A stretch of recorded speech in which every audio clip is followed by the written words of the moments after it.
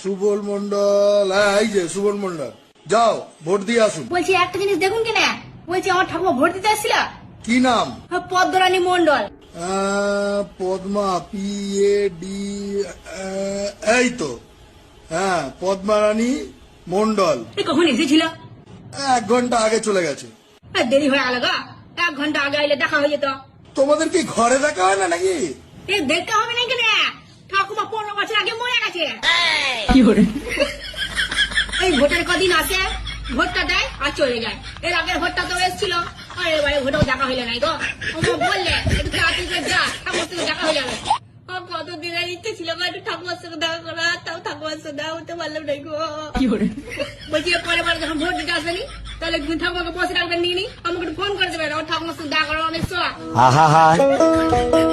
শুধু আসে আর ভোট দিয়ে চলে যায়, আমাদের ঘরে একটু দেখা করতে যায় না গো।